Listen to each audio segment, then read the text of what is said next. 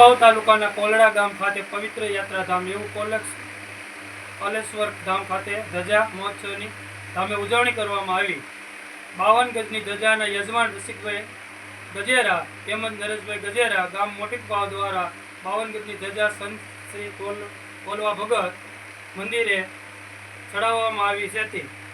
કોલડા ગામના લાલજીભાઈ નાથાભાઈ કિકાણીના નિવાસ સ્થાને 52 ગજની ધજાની પૂજન વિધિ કરીને આખા કોલડા ગામના ભાસ્તે ગાસ્તે શોભાયાત્રા કાઢવામાં આવી હતી।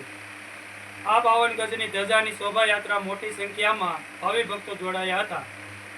આ 52 ગજની ધજાની શોભાયાત્રામાં મોટી સંખ્યામાં ભાવિ ભક્તો જોડાયા હતા। દ્વારકાધીશ પ્રભુએ દેવળ ફેરવી દર્શન દીધા એવા મહાન સંત શ્રી કોલવા ભગત કોલેશ્વર ધામ કોલડામાં બિરાજમાન છે।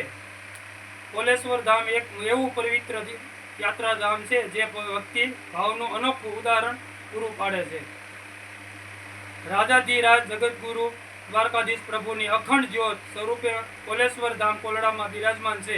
ત્યારે કોલવા યુવક મંડળ કોલડા ટ્રસ્ટ દ્વારા દર પૂનમે 52 ગજની ધજા ચડાવવામાં આવે છે તેમજ નાના બાળકોને બટુક ભોજન કરવામાં આવે છે। તે ધર્મપ્રેમી ભાવિ ભક્તોને તેમજ શ્રદ્ધાળુઓ દર પૂનમ ભરવા તેમજ અખંડ જ્યોતના દર્શન કરવા દૂર દૂરથી લોકો ભક્તો આવે છે।